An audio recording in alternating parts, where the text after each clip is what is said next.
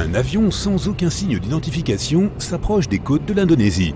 La situation n'est pas des plus paisibles et l'opérateur de vol est inquiet. 2 avions de chasse décollent, prêts à abattre l'avion non identifié.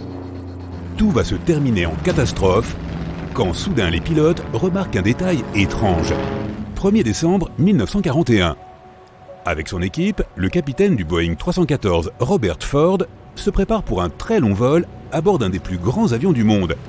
Le Boeing 314 Clipper California est un hydravion de grande capacité. Ne possédant pas de train d'atterrissage, il ne peut se poser que sur l'eau. Sa longueur est de 30,5 mètres et son envergure de 45,7 mètres. C'est plus grand qu'un immeuble de 6 étages. Et à bord de cet avion, il y a un restaurant, des zones de repos et même une chambre avec un lit.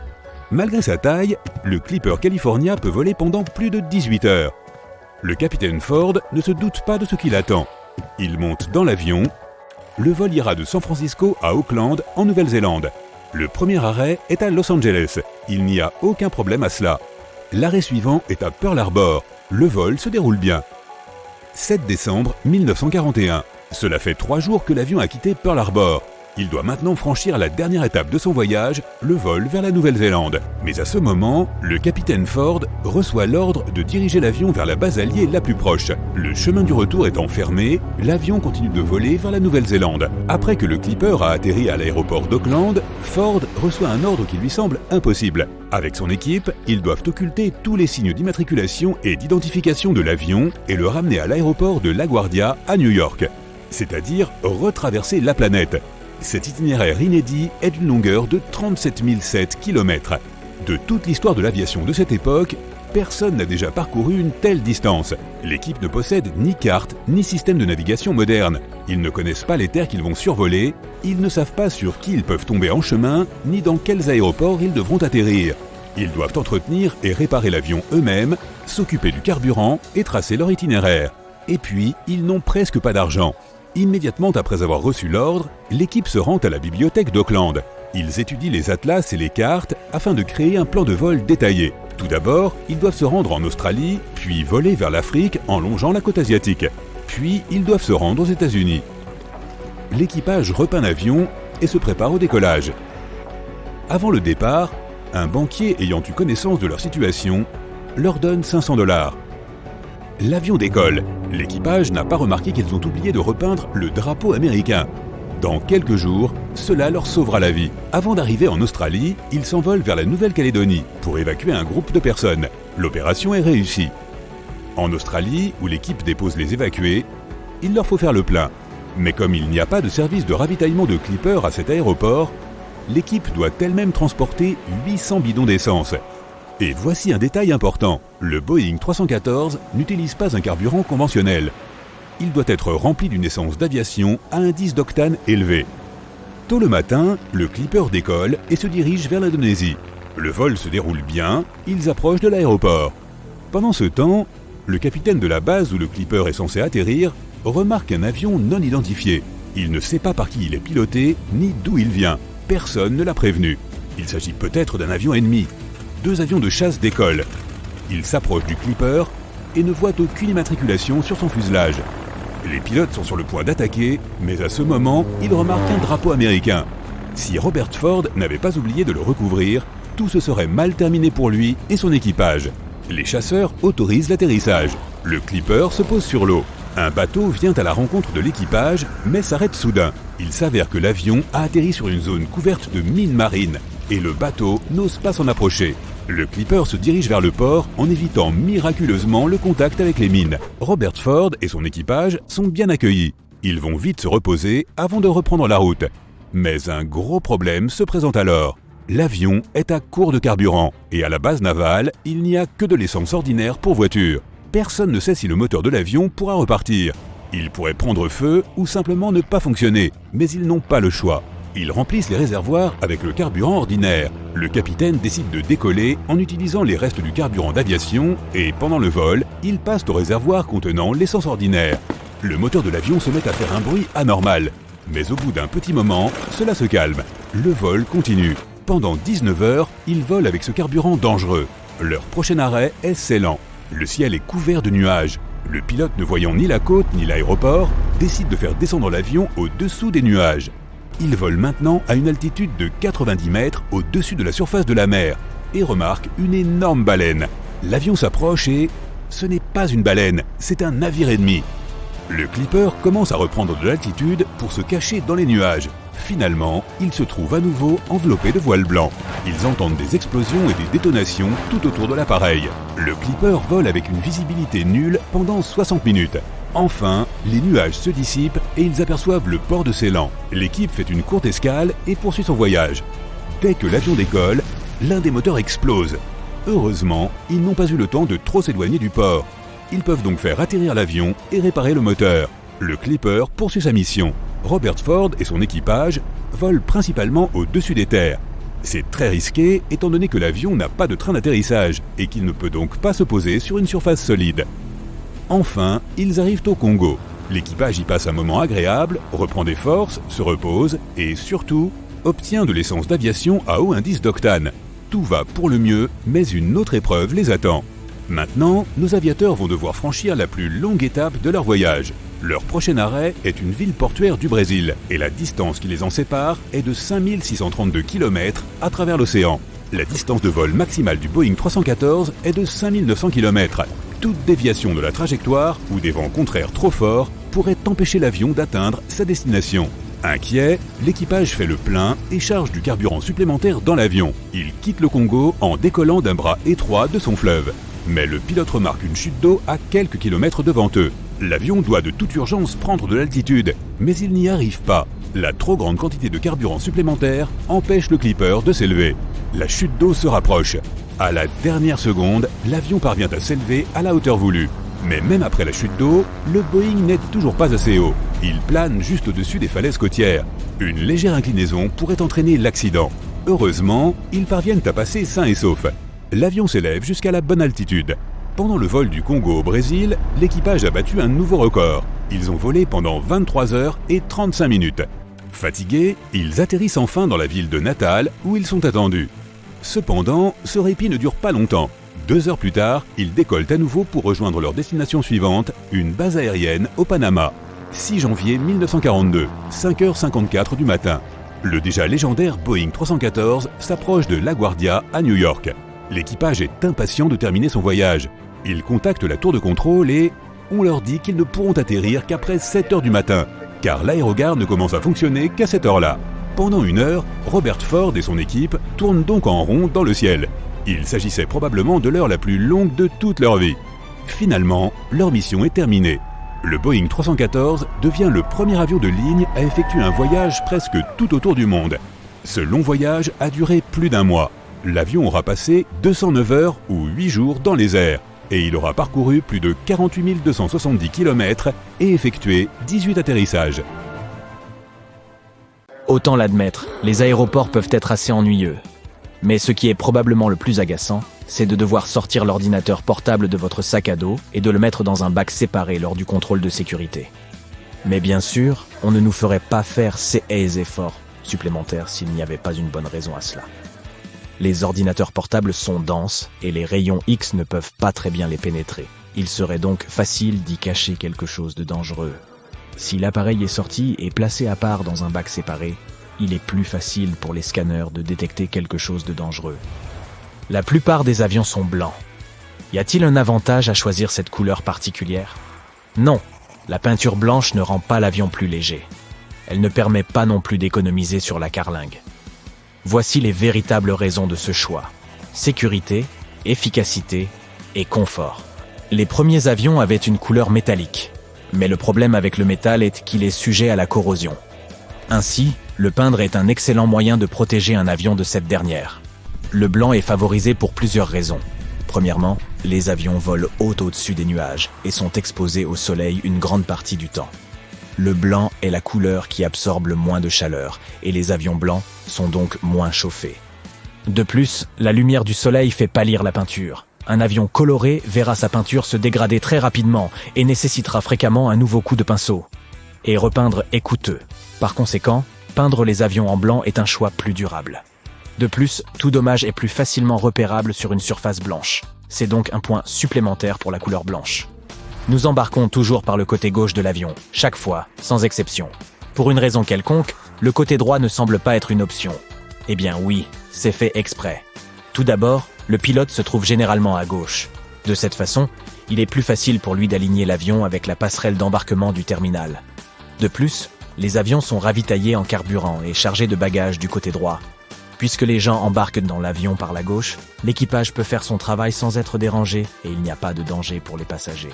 La cohérence dans le choix d'un côté aide à faire fonctionner le tout plus efficacement.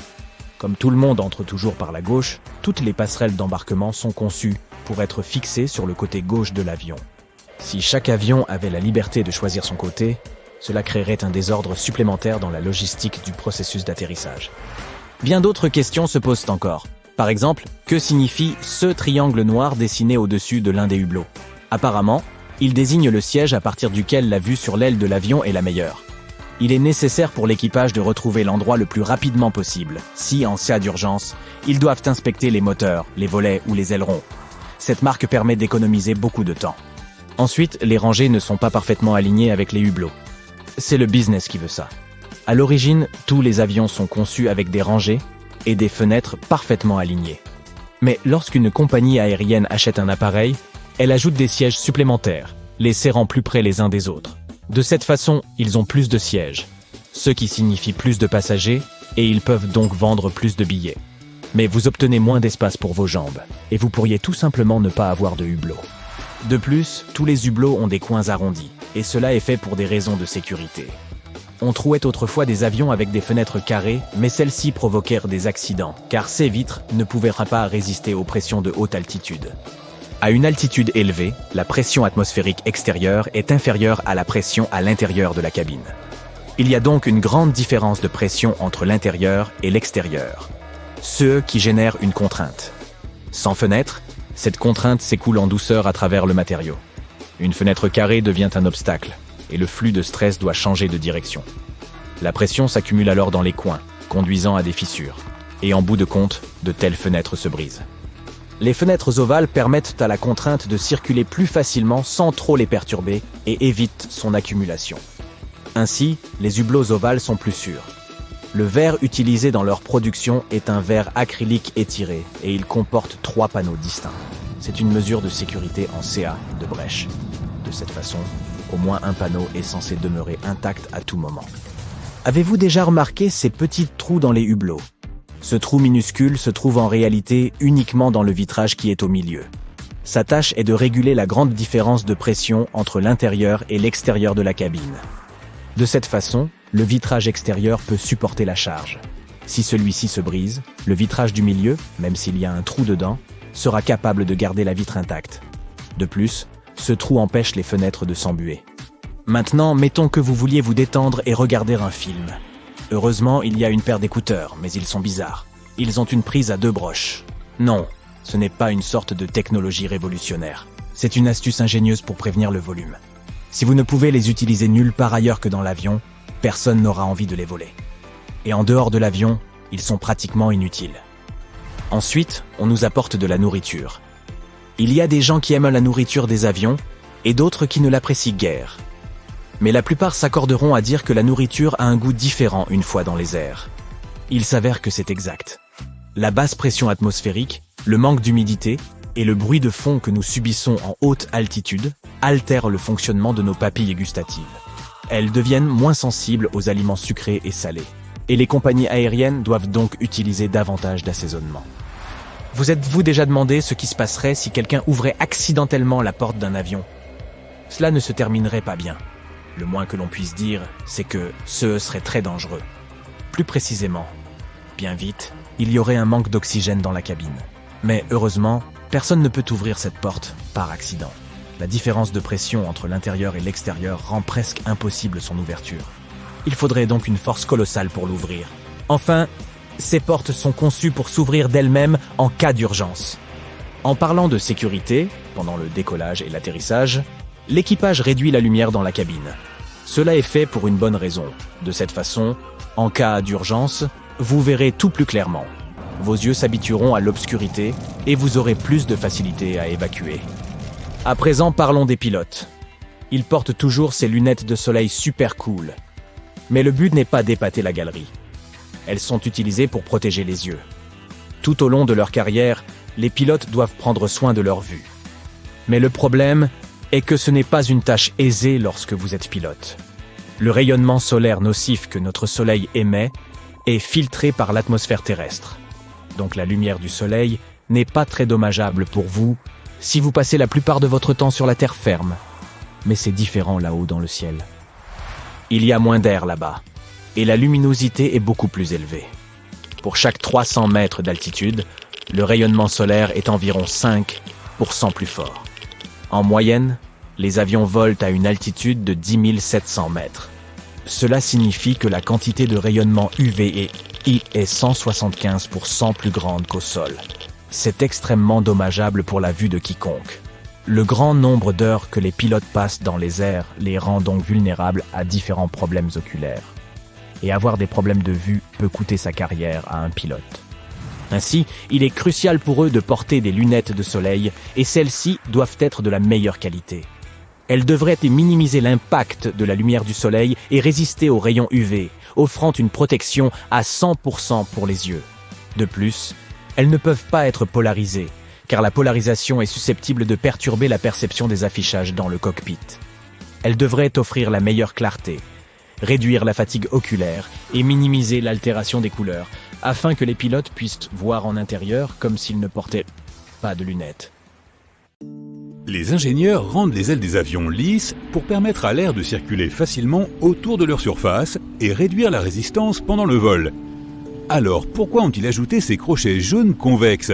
Ils nuisent évidemment à l'aérodynamisme.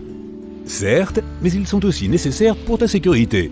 Imagine un avion qui fait un amérissage d'urgence en pleine mer. Tout se passe bien, l'avion glisse sur l'eau, puis des canots de sauvetage naviguent jusqu'à lui pour évacuer les passagers. Ces derniers quittent l'avion par les sorties de secours situées au-dessus des ailes. Avant que la porte ne s'ouvre, le toboggan d'évacuation se gonfle.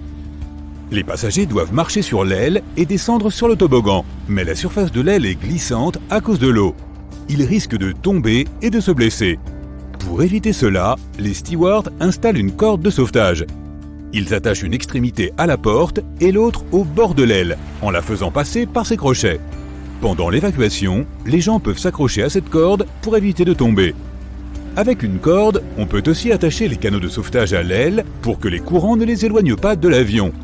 À propos, l'avion peut flotter pendant 10 minutes à 60 heures selon le modèle, les conditions météorologiques et les compétences du pilote. La sortie principale et la sortie de secours ont toutes deux des poignées supplémentaires pour les membres de l'équipage. Pendant une évacuation, les gens peuvent paniquer et pousser accidentellement les hôtesses de l'air. Pour éviter une chute, elles s'accrochent à ces poignées. La ceinture de sécurité dans un avion a une fonction légèrement différente de celle de ta voiture. Celle du véhicule te protège d'un choc horizontal. Lorsqu'un avion traverse des turbulences, il est secoué de haut en bas. Ta ceinture t'empêche de frapper le plafond avec ta tête. Les membres de l'équipage ont des menottes pour les passagers à problème. Si une personne se comporte mal et perturbe le vol, les agents de bord ont le droit de l'attacher à son siège. Pour ce faire, ils utilisent des menottes de police ou des attaches en plastique. C'est le maximum qui puisse être fait pendant le vol. Ensuite, ils signalent la personne à l'aéroport et la livrent à la police après l'atterrissage. En cas d'urgence, les masques à oxygène tombent automatiquement. Ils ont une fonction supplémentaire que tu ne connais peut-être pas. Égaliser la pression et éviter la panique. La pression de l'air peut changer à cause des turbulences. Donc, entre autres choses, les masques aident les passagers à rester calmes.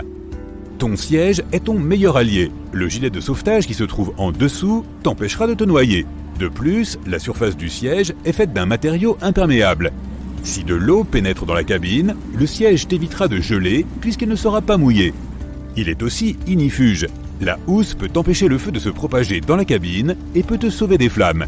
Bien sûr, tu n'auras probablement jamais à utiliser cette fonction, mais il est toujours bon de se sentir en sécurité, n'est-ce pas ? Tu peux utiliser la tablette du siège devant toi pour fabriquer un repose-pied. Il suffit d'attacher une ceinture, une couverture ou une serviette autour de la table et d'y suspendre tes pieds. Tu as peut-être remarqué des triangles noirs sur le mur au-dessus des sièges. Pour toi, en tant que passager, ils peuvent indiquer les sièges qui ont la meilleure vue sur les ailes, où tu peux prendre les plus belles photos de vol. Mais les triangles n'ont pas été créés pour ton appareil photo. Les membres de l'équipage surveillent l'état de l'avion par les fenêtres situées sous ces panneaux. Imaginons que les ailes gèlent, que le moteur prenne feu ou que le pilote reçoive un signal concernant un problème quelconque. Dans ce cas, l'équipage se dirige rapidement vers les triangles et évalue la situation. Et toi, tu es là, assis sous le triangle, à regarder l'aile et à penser « Pourquoi les ailes sont-elles attachées à la partie inférieure de l'avion ? Ils auraient pu les installer au-dessus des fenêtres ou en plein milieu. » En fait, certains avions les ont au milieu ou encore plus haut, et chaque emplacement a du sens.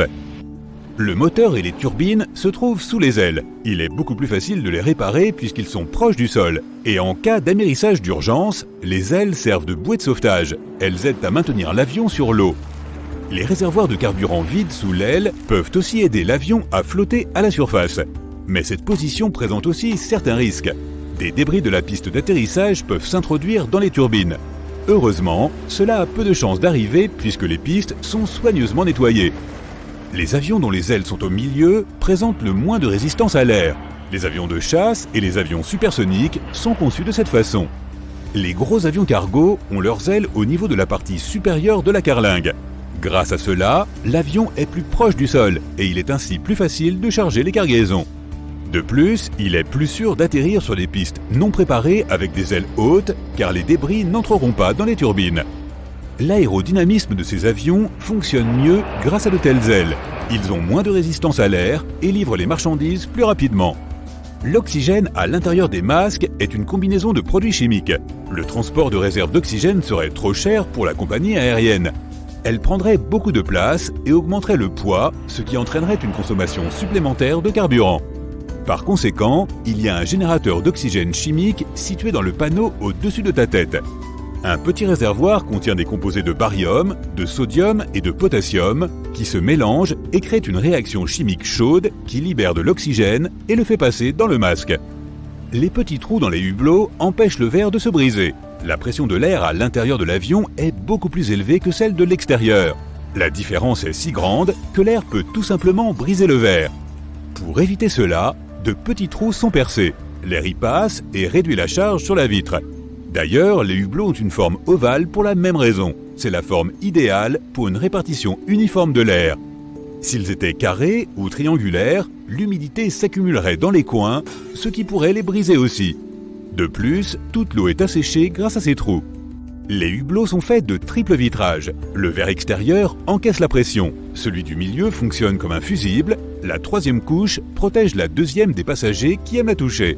Techniquement, l'avion pourrait voler avec une seule couche, mais ce serait dangereux. Une protection supplémentaire existe pour les roues. Elles subissent des charges énormes pendant l'atterrissage. Mais ne t'inquiète pas, elles n'éclateront pas. Les pneus peuvent résister à une pression 5 à 7 fois supérieure à celle qu'ils subissent réellement. Tu vois le panneau « Toilette » sur la porte ? Il y a un loquet secret en dessous. Les membres de l'équipage peuvent déverrouiller la porte de l'extérieur. Donc, ne t'attends pas à une intimité totale.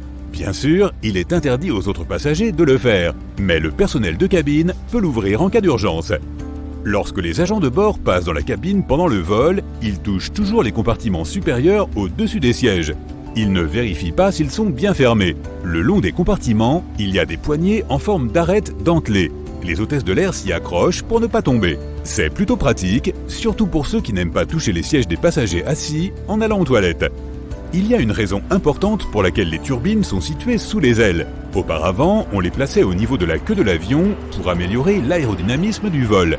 Si l'un des moteurs cessait de fonctionner, la cabine ne tremblait pas pour autant. Car oui, les avions peuvent voler avec qu'un seul moteur. De plus, les ailes étaient plus fines grâce aux turbines situées au niveau de la queue, ce qui était également meilleur pour l'aérodynamisme. Mais il s'est avéré qu'un tel emplacement entraînait des coûts supplémentaires. Le moteur dans la queue était peu pratique à entretenir. Il était en hauteur, si bien qu'il fallait un équipement spécial et plus de temps pour l'entretenir. Et bien sûr, cela affectait le prix du billet. On a donc commencé à installer les turbines sous les ailes pour économiser de l'argent et du temps. As-tu déjà remarqué une lumière clignotante dans la cabine avant le décollage ? Cela se produit lorsque le pilote déconnecte l'avion du réseau électrique de l'aéroport et passe au réseau embarqué. Cette transition rapide peut provoquer des clignotements. 2 février 1970, nous sommes sur une base de l'armée de l'air dans le Montana. Aujourd'hui, le 71e escadron de chasseurs-intercepteurs prévoit d'organiser une sortie d'entraînement. 4 pilotes montent dans des avions à réaction et décollent. Peu après, l'un des pilotes active accidentellement le parachute de freinage. Un dôme en tissu sort de l'avion, il se remplit d'air et interrompt le vol. Le pilote doit atterrir. Les 3 autres pilotes continuent l'entraînement, ils arrivent à l'endroit désigné et commencent à simuler un combat aérien. Chaque pilote est un professionnel dans son domaine. Ils ont suivi une formation similaire de nombreuses fois, mais quelque chose d'étonnant va se produire ce jour-là. Le pilote de l'un des avions, le Major Curtis, doit se battre contre 2 autres avions. L'un des adversaires du Major est le capitaine Faust. Les 2 avions poursuivent leur cible. Le Major Curtis fait cabrer son avion et le dirige droit vers le haut. Les 2 poursuivants font de même. Le Major effectue une manœuvre, les ciseaux tournoyant verticaux. Il s'envole en spirale tout en faisant simultanément un tonneau. Puis il fait demi-tour et vole maintenant vers le bas en effectuant un piqué.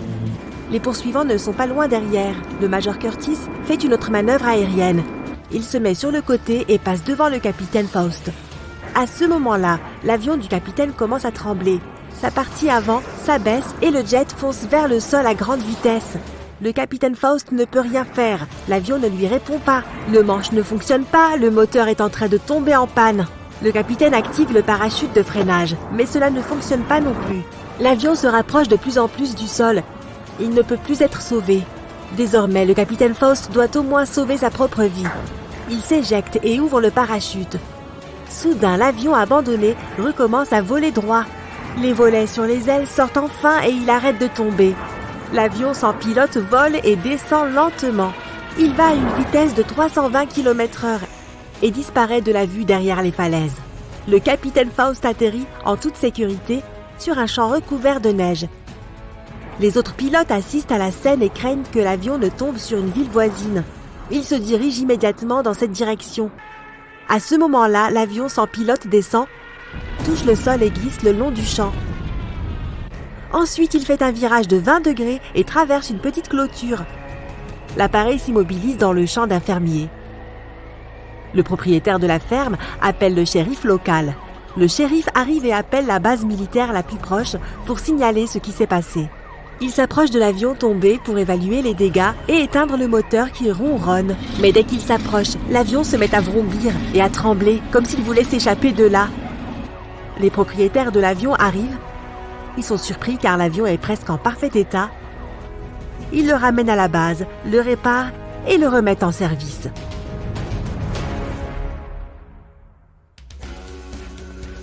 En 2016, en Belgique, un train a circulé sans conducteur. Ce jour-là, des personnes dans 2 gares distinctes ont vu un train se déplacer lentement entre elles. Il ne s'est pas arrêté, n'a pas freiné ni accéléré. Il avançait tout simplement lentement. Les passagers ne pouvaient pas contacter le conducteur et sortir du véhicule car personne ne contrôlait le train à ce moment-là. La panique est montée. Les gens ont commencé à dire qu'un train fantôme sans conducteur était apparu. Mais la vérité s'est avérée beaucoup moins mystérieuse. Le train de voyageurs avait quitté la gare selon l'horaire prévu lorsque le conducteur a remarqué une sorte de dysfonctionnement. Il a arrêté le train et est sorti de la cabine pour voir ce qui se passait. Mais pour une raison quelconque, le train a redémarré tout seul et le conducteur n'a pas eu le temps de sauter dedans.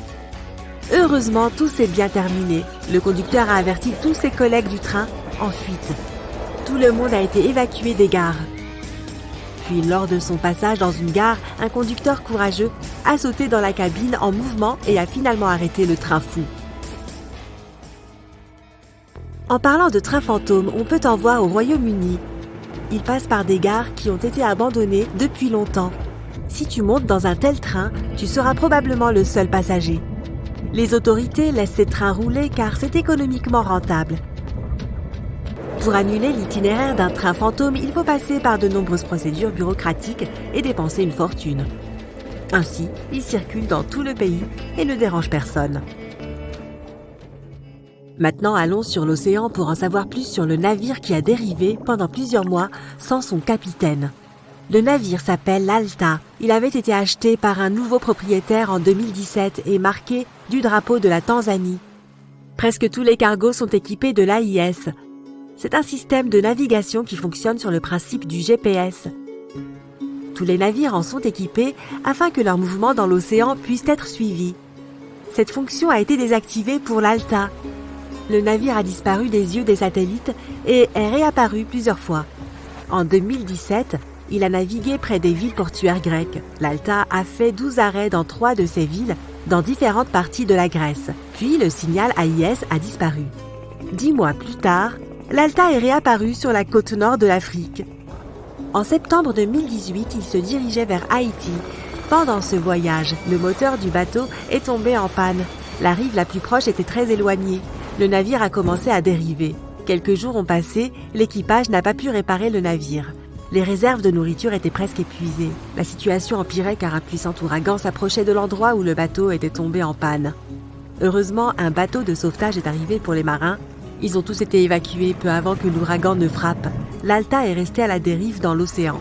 Après un certain temps, un autre navire est venu le remorquer jusqu'à la côte de la Guyane. Mais quelque chose a mal tourné. Quelqu'un a volé l'Alta. On ne sait pas qui l'a fait ni pourquoi. Puis presque un an s'est écoulé. Dans les eaux de l'océan Atlantique, un navire de la marine britannique a remarqué l'Alta à la dérive. Il n'y avait personne à bord, personne ne le contrôlait. Puis, presque 6 mois plus tard, un habitant d'une petite ville d'Irlande a vu le navire abandonné au large de la côte. D'une manière ou d'une autre, l'Alta avait pu parcourir la largeur de l'Atlantique et s'échouer sur la côte irlandaise. Les autorités irlandaises ont déclaré que c'était un miracle que personne d'autre n'ait vu le bateau. Il a navigué calmement sur une si longue distance, survivant aux tempêtes. Une enquête a été ouverte afin d'identifier le propriétaire du navire. Il était important de trouver la personne responsable qui remorquerait l'Alta. Mais c'était une tâche difficile et le propriétaire n'a pas été retrouvé. Un jour, un inconnu a appelé les autorités irlandaises et s'est présenté comme le propriétaire de l'Alta, mais n'a fourni aucune preuve. Quoi qu'il en soit, le record du navire qui a dérivé le plus longtemps sur l'océan appartient au SS Baishimo. Les gens ont vu ce vaisseau fantôme à différents moments pendant 38 ans. C'était un navire marchand appartenant à une société commerciale canadienne. En 1931, le navire a été bloqué par la glace au large des côtes de l'Alaska. Une forte tempête de neige a commencé. L'équipage a attendu une semaine que le mauvais temps passe, mais la tempête n'a fait que s'intensifier. Un jour, lorsque la tempête s'est un peu calmée, une partie de l'équipage s'est rendue dans la ville la plus proche. Le reste des membres de l'équipage et le capitaine ont installé un camp près du navire. La tempête n'a pas cessé pendant un long moment. Le blizzard était si fort que les gens ne pouvaient pas voir plus loin que leurs mains tendues. Enfin, lorsque la tempête a pris fin, le capitaine est parti à la recherche du navire, mais ne l'a pas trouvé. Il a décrété qu'il avait coulé pendant le blizzard.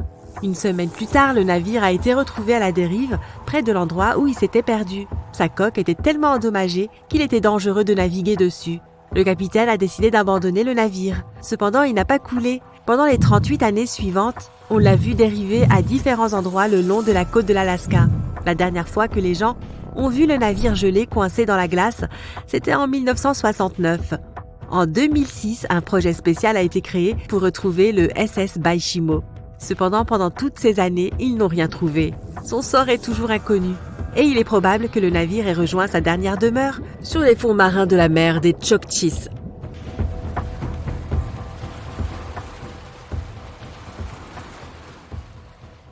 Aimerais-tu avoir une idée de à quoi l'aviation pourrait ressembler à l'avenir? Alors tu es au bon endroit. Lits superposés en classe économique, véhicules volants à la verticale, service de restauration à bord assuré par l'IA. Attache ta ceinture et c'est parti pour le volume. Mais tout d'abord, permets-moi de te poser une question. As-tu déjà entendu parler des Crystal Cabin Awards? Ce sont en quelque sorte les Oscars de l'aménagement intérieur des avions. Nous te présentons quelques-uns des lauréats les plus récents. Voici le Skynest, un lit à plat pour les personnes voyageant en classe économique. Ces nids sont censés être utilisés sur les vols long courriers. Le design est basé sur un îlot de sommeil situé au milieu de l'avion. On peut réserver un créneau de 4 heures si l'on veut faire une vraie sieste pendant le volume. La meilleure nouvelle, c'est que ce concept devrait être introduit l'année prochaine. Lorsque tu voyageras en classe économique premium sur de longues distances, tu pourras bénéficier d'une conception plus intelligente des sièges. Il s'agit de sièges plus larges et d'accoudoirs jumeaux, ce qui signifie que tu n'auras plus à te battre avec tes voisins pour obtenir de l'espace. De plus, il y aura des rangées entièrement flexibles avec des coussins qui peuvent être surélevés, créant ainsi des lits à plat. Le groupe Lufthansa a promis que les passagers haut de gamme pourront réserver des suites avec des lits doubles et voyager sur des sièges chauffants ou rafraîchissants à température réglable. Comme tu le vois, ces jours-ci, les compagnies aériennes travaillent d'arrache-pied sur de nouvelles conceptions de cabines d'avion, et cela pourrait avoir un impact sur l'avenir du transport aérien dans son ensemble. Pour l'instant, elles se concentrent sur l'expérience des voyageurs à l'intérieur de l'avion. Il en résulte des produits époustouflants, les suites de première classe de Singapore Airlines ou la cabine La Première d'Air France, qui devrait devenir l'une des meilleures cabines de première classe dans les airs. Elle comprendra des suites équipées de canapés et de fauteuils séparés, et chaque suite disposera de 5 fenêtres le long de la paroi de la cabine. Cela en fera la plus longue suite de première classe au monde. Mais Airbus a breveté l'idée d'une expérience de volume plus interactive, en particulier pour les passagers chanceux qui occupent des sièges avec hublot. À l'aide d'un équipement spécial capable de suivre les mouvements des yeux, l'avion pourrait mettre en évidence les objets significatifs que le passager regarde et lui fournir des informations détaillées, qui s'afficheraient sur un écran semi-transparent situé sur le hublot. Le brevet indique également qu'il est possible d'envoyer des données à des appareils connectés par Bluetooth ou Wi-Fi. Ainsi, les décollages et les atterrissages deviendraient beaucoup plus excitants, et tu pourrais obtenir des informations sur un nouveau pays ou une nouvelle ville. Qatar Airlines, à son tour, a eu l'idée des suites. Voici à quoi cela ressemble. Sur les côtés, il y aura des suites individuelles, tandis que la partie centrale pourra être transformée. Tu peux choisir une suite double pour voyager avec ton partenaire, ou tu peux avoir un espace privé, ou même déplacer les murs et transformer l'endroit en une suite quadruple que tu peux utiliser pour une réunion. Des améliorations pourraient également être apportées à la classe économique. Elles devraient t'offrir plus de confort, surtout sur un volume long courrier. Une société appelée Zodiac Seats a déposé un brevet basé sur une configuration de sièges en zigzag. Regarde cette allée qui contient 3 et 4 sièges, chacun d'entre eux étant orienté dans la direction opposée. Les passagers disposent ainsi de beaucoup plus d'espace pour les épaules que s'ils étaient assis dans des sièges ordinaires. De plus, les passagers bénéficient d'un grand espace pour les jambes. Certes, certaines personnes peuvent se sentir un peu mal à l'aise lorsqu'elles doivent faire face à leurs voisins pendant plus de 8 heures d'affilée. Mais ces améliorations de l'espace n'en valent-elles pas la peine ? Bon, tu sais peut-être qu'il n'est pas facile de se déplacer dans la cabine pendant que les hôtesses de l'air servent les repas et les boissons. De plus, tu dois manger à une heure précise avec tout le monde. Ou, si tu n'as pas faim, renoncer complètement au repas. Les robots pourraient bien être la solution. Une entreprise a proposé d'utiliser des nacelles de taille parfaite qui pourraient glisser le long du rail au milieu de l'allée et livrer les boissons et la nourriture commandées par les passagers. Ainsi, tu pourrais recevoir ton repas à l'heure qui te convient le mieux, sans quitter ton siège. Cette solution est susceptible de résoudre les problèmes liés au service des repas. Mieux encore, elle pourrait permettre de réduire le nombre de cuisines dans les grands avions. Malheureusement, cette idée a été déposée il y a 60 ans et n'a pas encore été mise en œuvre. Elle n'est donc peut-être pas aussi géniale qu'elle en a l'air. Une autre idée liée au service de repas en volume consiste à utiliser l'IA. Selon CE Créateur, la technologie enregistrera ce que les passagers laissent sur leur plateau et utilisera ensuite ces données pour suggérer différents plans de restauration sur les vols suivants. Même si ces innovations semblent rendre les voyages beaucoup plus confortables, elles ne sont pas vraiment révolutionnaires. Mais regarde bien celle-ci, des avions à décollage et atterrissage verticaux. Le concept de cabine de taxi aérien de Hyundai Transys optimise l'espace et donne la priorité à l'intimité dans une cabine partagée. Si l'on parle de vol court, il y a City Airbus Next Gen. Il s'agit d'un véhicule entièrement électrique à décollage et atterrissage verticaux, doté de 4 sièges et basé sur le concept Lift and Cruise. Il peut opérer dans un rayon de 80 km et a une vitesse de croisière de 119 km/h. Une autre perspective étonnante est celle des avions de transport de passagers dotés de copilotes IA, ou même des pilotes. Certains experts affirment que les avions pourraient potentiellement être pilotés de manière entièrement automatisée. Mais tout le monde n'est pas d'accord avec cette idée.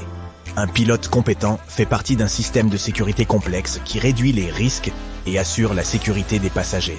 Les pilotes doivent être des navigateurs, des techniciens, des ingénieurs et des experts en météorologie. Au cours d'une journée de travail normale, un pilote doit traiter avec le personnel au sol, les autres équipages, le personnel de cabine, les contrôleurs aériens et les passagers. Ce n'est pas rien. Et n'oublions pas qu'ils doivent communiquer correctement, non seulement en termes d'aviation, mais aussi sur le plan interpersonnel. L'IA sera-t-elle capable d'en faire autant? L'avenir nous le dira. Mais revenons aux idées les plus audacieuses sur l'avenir du transport aérien. Certains experts pensent qu'aux alentours de 2040, tu pourras faire un tour en avion hypersonique. Nombreux sont ceux qui pensent que l'ère des avions supersoniques s'est achevée en 2003, lorsque l'avion commercial Concorde a été mis hors service après des décennies de non-rentabilité. Mais il semble que la situation pourrait bientôt changer. Les nouveaux avions supersoniques voleront à des hauteurs incroyables et leur vitesse sera probablement au moins 6 fois supérieure à celle de n'importe quel autre avion de ligne. Ainsi, il faudra moins de 2 heures pour se rendre de New York à Londres. À titre de comparaison, il faut aujourd'hui 8 heures à un avion classique pour relier CS Deville. Mais il y a un problème. Les billets d'avion supersoniques coûteront cher. Et statistiquement, les gens ont tendance à privilégier le prix à la vitesse. Les experts ne pensent donc pas que beaucoup de gens seront prêts à payer quelques milliers de dollars pour aller de Londres à Sydney en 4 heures. De plus, ces avions auront besoin d'une grande quantité d'hydrogène liquide, qui n'est pas bon marché actuellement. D'ailleurs, il se peut que vous ne reconnaissiez pas un avion de 2050. 6 machines volantes continueront d'évoluer au cours des prochaines décennies. Et il est fort probable qu'à un moment donné, les hublots commenceront à disparaître complètement des appareils. Les avions deviendront ainsi plus robustes et mieux adaptés aux vitesses élevées. Les hublots alourdissent les avions, ce qui se traduit par une plus grande consommation de carburant. Pas étonnant que les avions cargo n'aient pas de hublots. Les avions deviendront également plus élégants et seront probablement recouverts de panneaux solaires. Il existe aussi un concept d'avion dont la cabine est faite de polymère transparent. Je ne sais pas ce qu'il en est pour vous, mais moi, je ne monterai jamais à bord d'un tel avion. C'est de l'aérophobie. Il y a fort à parier que dans quelques décennies, nous verrons un avion hypersonique doté d'un moteur à réaction capable de se transformer en fusée pour aller dans l'espace. L'oxygène liquide serait injecté dans l'échappement, transformant le moteur en fusée. Cela permettrait à l'avion d'atteindre des vitesses énormes. Sur le chemin du retour, le moteur redeviendrait un moteur à réaction normale. Les pneus du train d'atterrissage n'éclatent pas car ils sont conçus pour une charge 4 à 5 fois supérieure à celle qu'ils subissent lors de l'atterrissage. La roue elle-même peut se casser, mais le pneu n'éclate pas. Cette petite astuce basée sur la psychologie comportementale peut t'aider à choisir la file la plus rapide à l'aéroport. S'il y a plusieurs lignes à l'enregistrement, opte pour celle de gauche. Tu devrais arriver plus rapidement au comptoir de cette façon. La plupart des gens sont droitiers et choisissent intuitivement le côté droit. Ta peau devient généralement un peu sèche pendant le vol. Cela se produit en raison du faible taux d'humidité dans la cabine. Apporte une bonne crème hydratante avec toi pour garder ta peau hydratée à bord. Savais-tu que le pilote et le copilote d'un avion mangent toujours des repas différents avant un vol ? De cette façon, si l'un d'eux a une intoxication alimentaire, l'autre pourra prendre le contrôle de l'appareil. Les tablettes d'avion font partie des surfaces les plus sales de la cabine, alors assure-toi de te laver les mains fréquemment. Et nettoie la tablette avec une lingette antibactérienne pour te débarrasser de toutes les bactéries qui y pullulent. Si tu es assis sur un siège côté couloir, tu peux avoir plus d'espace pour allonger tes jambes. Il te suffit d'appuyer sur le bouton situé sous l'accoudoir le plus à l'extérieur.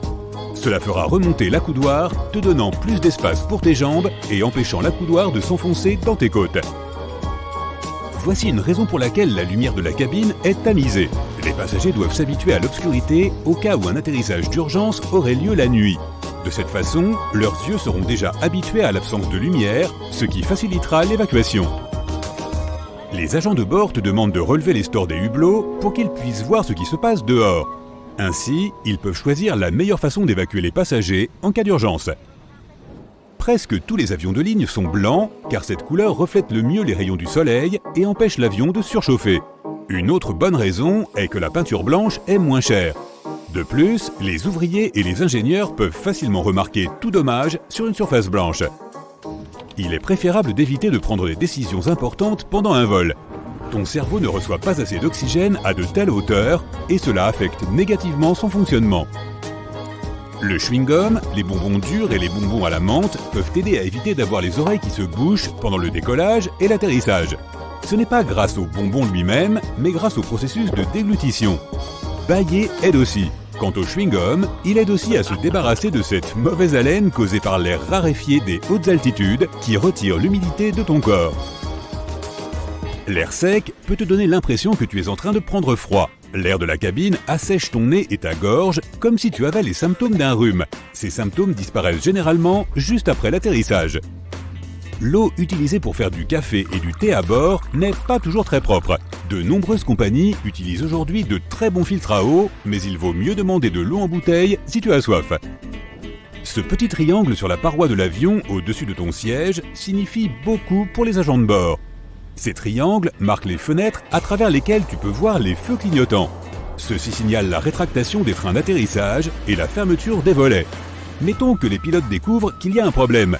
Dans ce cas, un agent de bord se précipitera vers la fenêtre nécessaire pour vérifier ce qui se passe. Et pour les passagers, c'est simplement le meilleur endroit pour les photos puisque tu peux voir les ailes parfaitement. Les sièges situés au milieu de la cabine, au-dessus des ailes, sont les meilleurs si tu as le mal des transports. Cette zone est plus équilibrée et tremble moins pendant les turbulences. Si tu as tendance à être nerveux pendant le vol, fais un peu d'exercice physique juste avant de monter dans l'avion.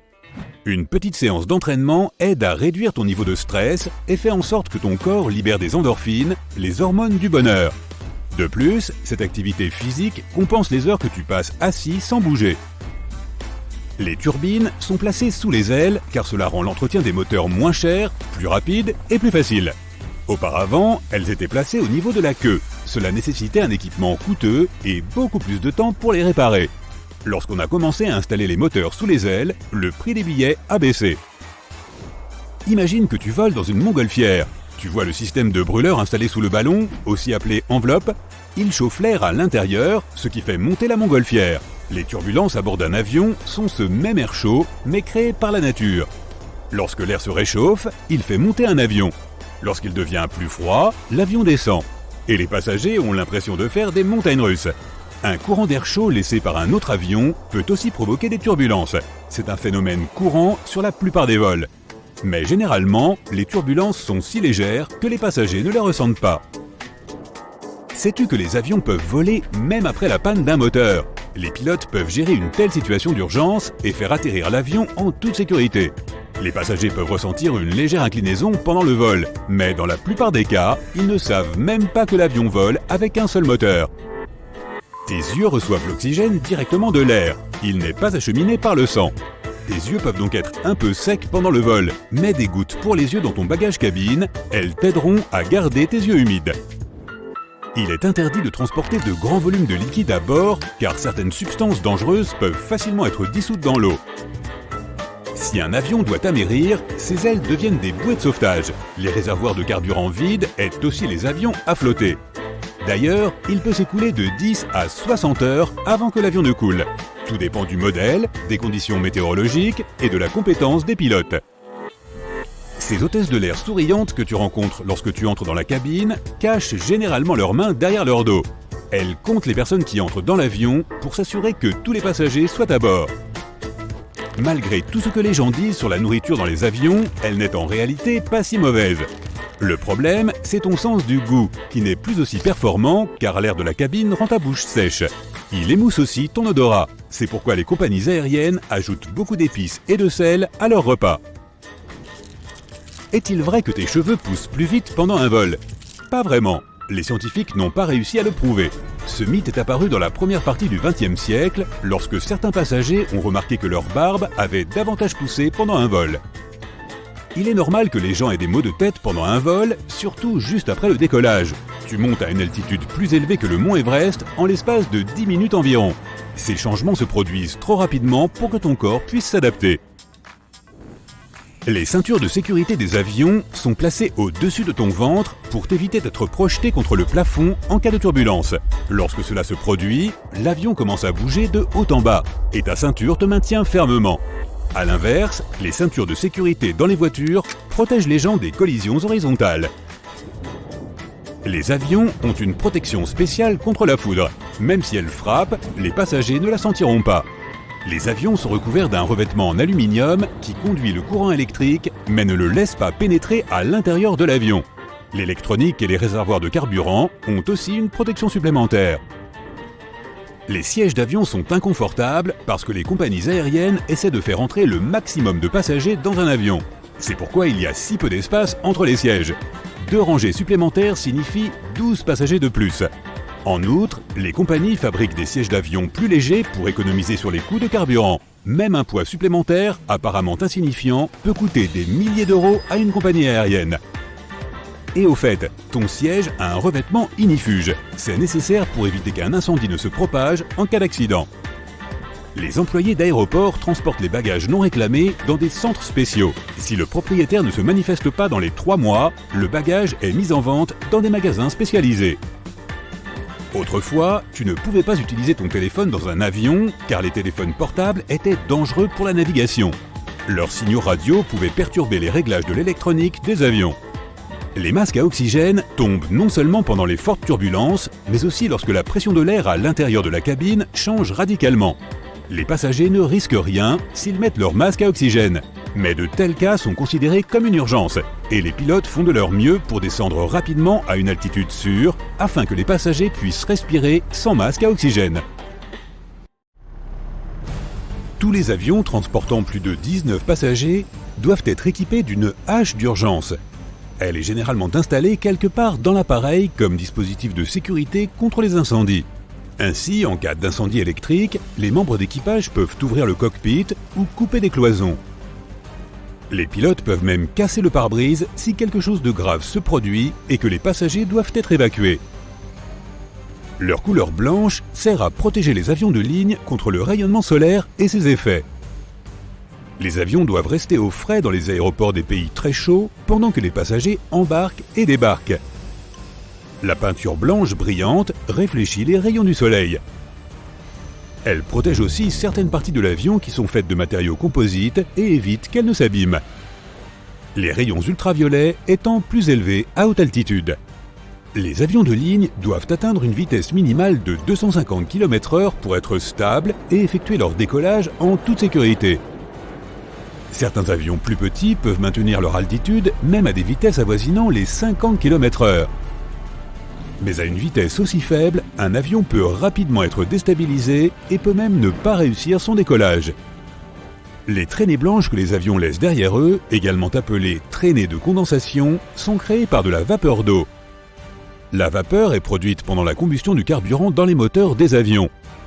Lorsque l'avion atteint son altitude de croisière à 10 000 mètres, les températures deviennent très basses, environ moins 55 degrés Celsius. C'est vraiment très froid, par conséquent l'eau se transforme en particules de glace. La durée pendant laquelle ces particules vont rester visibles dépend principalement de l'humidité. Plus le taux d'humidité est élevé, plus ces traînées sont épaisses et elles restent visibles même longtemps après que l'avion s'est éloigné. Dans le monde entier, des avions sont frappés par la foudre presque tous les jours. Un avion ordinaire en service commercial est frappé en moyenne 1 fois par an. La fréquence à laquelle cela se produit dépend de plusieurs facteurs. Tout d'abord, le nombre d'atterrissages et de décollages effectués par l'avion. Car la foudre frappe surtout à des hauteurs comprises entre 1500 mètres et 4500 mètres. Cela dépend aussi de l'emplacement. Par exemple, il est plus probable qu'un avion soit frappé par la foudre autour de l'équateur que dans certaines autres parties du monde. Les avions modernes sont conçus pour résister à la foudre. Grâce à des tests, on s'assure qu'ils sont capables de supporter ces impacts. Les avions volent généralement à des altitudes allant jusqu'à 11 km. Il y a quelques avantages, par exemple une plus faible traînée aérodynamique, ce qui signifie aussi une consommation plus faible de carburant.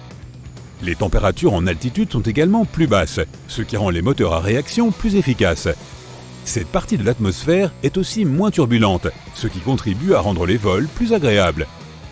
Certains avions sont déjà allés dans l'espace, mais pas ceux que tu vois dans les aéroports. Ces avions classiques ont besoin d'air pour s'élever et l'espace n'est fait que de vide. Le premier avion à être entré dans l'espace a été conçu il y a environ 70 ans.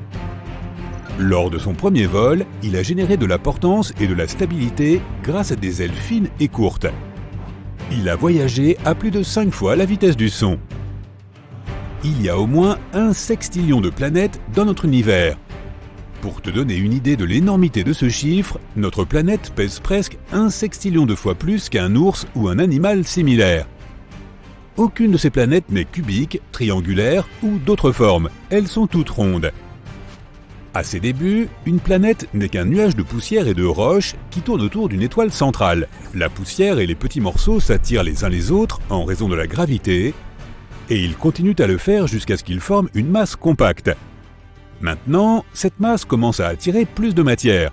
Elle grandit et devient plus grosse jusqu'à ce qu'elle ait fini de collecter tout ce qui se trouve autour d'elle. Les forces gravitationnelles agissent de façon égale dans toutes les directions, ce qui donne à la masse une forme ronde, bien qu'elle ne soit pas une forme parfaite. Notre planète, par exemple, est presque une sphère, mais avec un renflement au milieu. Le renflement est là parce que la Terre tourne. Chaque fois qu'elle tourne sur son axe, la partie centrale se déplace plus loin que le sommet. L'équateur se déplace plus rapidement que les pôles. Et plus tu fais tourner quelque chose rapidement, plus tu le projettes vers l'extérieur. Le son se déplace 4 fois plus vite dans l'eau que dans l'air. C'est une onde et c'est pourquoi il se déplace plus vite dans une substance plus dense. Les particules qui sont proches les unes des autres, comme dans les substances les plus denses, se heurteront plus facilement entre elles. L'eau est plus dense, il y a 800 fois plus de particules dans une bouteille d'eau que dans une bouteille de la même taille remplie d'air. Si les bulles sont rondes, c'est parce qu'elles se forment lorsqu'une fine membrane comme celle de l'eau savonneuse emprisonne l'air. Les molécules de la membrane s'attirent les unes les autres, ainsi elles viennent à former une sphère, car c'est là la plus petite surface possible, capable de contenir un volume donné. Elles ne peuvent pas devenir plus petites à cause de l'air qu'elles contiennent. Tu peux transformer ton crayon en diamant si tu appliques une température de 1400 degrés Celsius et une pression de 55 000 atmosphères. Tu peux transformer le graphite en diamant. Ce sont en fait 2 variations d'un seul élément chimique, le carbone.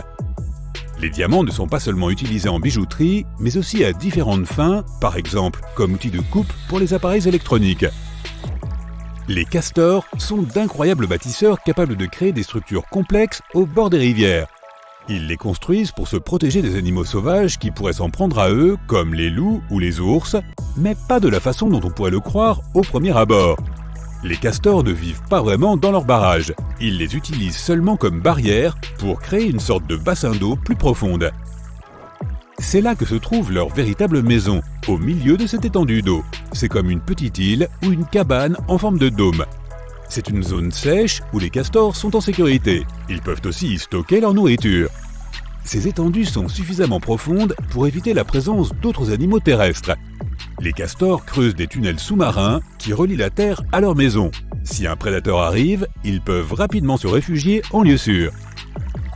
Certains animaux dorment debout, les zèbres, les éléphants, les chevaux et certains oiseaux comme les flamants roses. Les vaches peuvent aussi dormir debout, mais elles préfèrent se coucher quand elles veulent se reposer. Pour dormir debout, les animaux doivent être capables de bloquer leurs genoux afin que leurs pattes restent droites et verticales. De cette façon, ils n'ont pas besoin de mobiliser leurs muscles.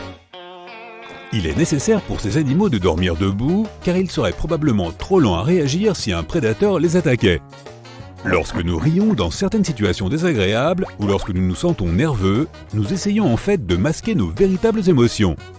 Par exemple, tu fais quelque chose d'embarrassant et tu essaies de dissimuler la honte que tu ressens. De plus, nous sommes plus détendus après avoir ri, donc si tu glousses nerveusement dans une situation désagréable, cela peut t'aider à évacuer certaines de tes émotions négatives.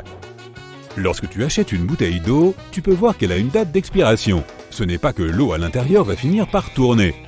La date d'expiration est là parce que le plastique de la bouteille peut commencer à pénétrer dans l'eau au fil du temps et la contaminer avec des particules chimiques qui pourraient être mauvaises pour la santé. La Lune a son propre fuseau horaire. Les astronomes ont créé une montre spéciale pour ceux qui vont sur la Lune. Elle mesure le temps en lunaison, c'est-à-dire la durée nécessaire à la Lune pour tourner autour de notre planète.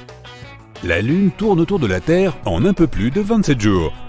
Tu peux décaféiner ton café si tu l'emmènes dans un sauna pour humidifier la graine de café vert à des températures comprises entre 70 degrés et 100 degrés Celsius. Le but est d'obtenir 10 mg ou moins de caféine par café. C'est à ce moment-là que tu peux le classer dans la catégorie décaféiné. Une portion de café ordinaire contient 80 mg de caféine. Il y a une raison pour laquelle la Terre tourne sur elle-même. Notre système solaire s'est formé il y a 4,5 milliards d'années. À l'époque, il n'y avait à sa place qu'un nuage de poussière et de gaz. Les molécules et les atomes de ce nuage avaient tendance à tourner dans une certaine direction. Ce nuage s'est effondré sous l'effet des forces gravitationnelles, la gravité a amplifié sa rotation initiale, puis l'a aplati en un disque. Notre planète s'est formée à l'intérieur de ce disque et elle tourne depuis dans cette même direction d'origine. Bonjour, c'est votre commandant de bord qui vous parle. Bienvenue à bord de notre vol reliant San Francisco à New York. Attachez vos ceintures, je vais vous détailler ce qui se passe dans l'avion à différentes étapes du vol. L'embarcation se fait toujours du côté gauche, car c'est le côté où est installé le pilote. Cela lui permet donc d'aligner aisément l'avion avec la passerelle d'embarquement. D'autre part, c'est du côté droit que l'avion est ravitaillé en carburant et que les bagages sont chargés. Tandis que les passagers embarquent par la gauche, l'équipage peut donc faire son travail sans être dérangé. Si ton but est de quitter l'avion aussi vite que possible à l'atterrissage, choisis un siège côté couloir à l'avant de l'avion. Si tu préfères un vol confortable, installe-toi au milieu de l'avion. Les turbulences y sont moins perceptibles. Encore mieux, en choisissant un siège à côté d'une issue de secours, tu auras plus d'espace pour tes jambes et tu pourras même en profiter pour t'étirer. Si ta priorité est la sécurité, la meilleure option se situe à l'arrière de l'avion. Une fois installé, prends le temps de repérer les sorties de secours et compte le nombre de rangées qui te séparent de la sortie la plus proche. Cela peut te sauver la vie s'il te faut quitter l'avion au plus vite. Tu trouveras la sortie facilement, même dans le noir complet. Il te suffira alors de compter les sièges à tâtons afin de retrouver la sortie localisée en avance par tes soins. Embarquement terminé, préparez-vous au décollage. Le personnel de cabine parcourt les allées pour s'assurer que tous les passagers suivent bien les instructions. C'est fait, tout le monde est attaché, les volets sont ouverts, il n'y a personne dans les toilettes et le couloir est dégagé. Alors pourquoi sommes-nous encore à l'arrêt? Paré au décollage. Il se trouve qu'en fait, l'avion doit attendre un moment avant tout pour des raisons de sécurité. Lorsqu'un avion décolle, il génère deux forces puissantes. La première est le jet wash, un gaz ultra rapide dont la puissance est telle qu'il peut facilement retourner une voiture. Il faut donc avant tout s'assurer que personne ne se trouve dans les parages. L'autre force en jeu vient des tourbillons formés à la pointe des ailes par le vent qui permet l'envol. Ces puissantes forces rotatives partent des deux ailes et restent en présence pendant environ 3 minutes après le décollage d'un avion. Si un autre avion prend son envol alors que ces tourbillons sont encore présents, le pilote pourrait perdre le contrôle de la rotation de l'appareil et l'avion finirait par se retourner et s'écraser sur le tarmac. C'est pourquoi aucun avion n'est autorisé à décoller sans attendre au moins 3 minutes après le départ de l'avion précédent. Retour à la cabine du pilote. On y trouve deux personnes, le pilote et le copilote. S'il arrive quelque chose au pilote, le copilote peut alors prendre le relais. Tous deux doivent manger des plats différents pour réduire tout risque d'intoxication commune. Pendant que le premier contrôle l'appareil et règle le pilote automatique, le second surveille les commandes et ou communique avec la tour de contrôle. Il existe aussi des checklists contenant les normes de sécurité à respecter à différentes étapes du voyage. Ainsi, pendant que le commandant se concentre sur l'itinéraire, le copilote peut compléter les checklists et s'assurer que tout se déroule comme prévu. Voler est très coûteux. C'est pourquoi les passagers, autant que les compagnies, souhaitent que le vol soit aussi rapide et court que possible. Le chemin le plus court est toujours la ligne droite. Pourtant, les trajectoires aériennes ressemblent plutôt à des arcs de cercle. Eh bien, c'est parce que la Terre n'est pas plate, comme l'est une carte, mais sphérique. Les trajectoires des avions sont bien rectilignes en réalité et deviennent courbes une fois projetées sur une carte plane. Chaque compagnie aérienne veut que chaque avion effectue son trajet de la manière la plus efficace, mais avec des centaines d'avions qui volent chaque jour, souvent dans la même direction, les routes aériennes sont très fréquentées. Les données relatives à l'itinéraire de chaque avion sont donc planifiées à l'avance et téléchargées dans le système. Il y a toujours plusieurs routes possibles afin que le pilote dispose d'alternatives si quelque chose se passe mal ou si les conditions météo évoluent. Le commandant peut activer le pilote automatique qui contrôlera l'avion en suivant le plan de vol téléchargé et maintiendra des données comme l'altitude, la vitesse et la direction. Les pilotes garderont un œil sur ce dernier tout en se concentrant sur d'autres tâches comme la navigation, la planification et la communication avec le contrôle aérien. Au sol, le contrôle aérien est géré par des aiguilleurs qui surveillent les avions et s'assurent qu'ils ne se rapprochent pas trop les uns des autres. Le trafic aérien est particulièrement dense à certains endroits. C'est pourquoi, quand un avion entre dans une telle zone, il doit suivre un itinéraire très précis. Il existe aussi des points définis appelés balises d'aide à la navigation, abrégés en NAVEDS. Ce sont des appareils au sol qui envoient des signaux radio vers le ciel pour aider les avions à se localiser. Il y a aussi les waypoints, qui font office de points de repère nécessaires à la géolocalisation. Ils sont implantés dans les systèmes GPS et les avions doivent les suivre. En gros, l'idée est de voler d'un waypoint à un autre jusqu'au lieu de destination. Il est temps maintenant d'amorcer la descente. Tu peux voir l'altitude de l'avion sur le panneau de contrôle. En connaissant la vitesse de l'avion, les pilotes peuvent calculer à quelle distance ils doivent commencer à décliner. Si leur altitude est de 27 000 pieds, 8 200 mètres, et que leur vitesse est de 300 000 nautiques par heure, 555 km/h, le premier nombre divisé par le second donne 90 000 nautiques, 166 km. C'est à partir de là qu'ils devront amorcer la plongée pour maintenir une bonne trajectoire de descente. Il y a aussi d'autres éléments à prendre en compte comme la vitesse et la direction du vent ou une chute irrégulière de vitesse. Pour atterrir, les pilotes doivent obtenir l'autorisation de la tour de contrôle. Parfois, en raison du trafic, ils ne l'obtiennent pas immédiatement. Ils doivent alors continuer de voler à la même altitude en attendant, s'éloignant ainsi de leur trajectoire de descente initiale qu'ils reprendront une fois l'autorisation obtenue. Le décollage et l'atterrissage sont les phases les plus cruciales et les plus dangereuses d'un vol, car le pilote dispose de peu de temps et d'espace pour réagir en cas de problème. En altitude, même si les deux moteurs cessent de fonctionner, l'avion ne se mettra pas instantanément à chuter, mais il planera un moment pendant environ 1 000 d'altitude tous les 10 000. Le pilote aura donc environ 8 minutes pour trouver un endroit sûr où atterrir. Si un moteur tombe en panne pendant le décollage ou l'atterrissage, les pilotes n'ont que quelques secondes pour décider s'ils continuent de monter en altitude pour régler le problème en vol ou annuler la manœuvre. Même si quelque chose survient, l'annulation du vol n'est pas toujours une option. Quand l'avion atteint les 160 km/h, il est absolument impossible de l'arrêter avant le bout de la piste. Et sortir de la piste n'est pas particulièrement souhaitable. Pour assurer la sécurité de tous, les règles concernant ces étapes sont particulièrement strictes. C'est pourquoi on demande toujours d'activer le mode avion de ton téléphone pour s'assurer que les signaux ne puissent pas interférer avec les systèmes électroniques de l'avion ou bloquer la fréquence radio. Tu as déjà entendu les sortes de grésillements que peut émettre une enceinte parfois quand ton téléphone portable reçoit un appel et qu'il est proche de celle-ci. Ce sont ces interférences que le pilote pourrait entendre au lieu des instructions lorsqu'il communique avec le contrôle du trafic aérien. Même la plus petite interférence peut provoquer de graves confusions. Seuls certains appareils peuvent causer ce genre de problème, et selon une combinaison de facteurs, le type de téléphone, la distance entre le téléphone et la cabine, et le nombre de dispositifs qui ne sont pas en mode avion. Le personnel de bord ne peut pas localiser la provenance des interférences, ni identifier les passagers n'ayant pas activé ce mode. Mais les pilotes sauront toujours si beaucoup de passagers n'ont pas joué le jeu. Tu dois aussi garder le store de ton hublot ouvert pendant le décollage et l'atterrissage. Tes yeux s'habitueront ainsi à la lumière ou à l'obscurité extérieure, et en cas d'urgence, pendant ces deux étapes risquées, une fois ajusté à la lumière naturelle, tu pourras réagir et évacuer plus vite. Ce qui est absolument crucial quand chaque seconde compte.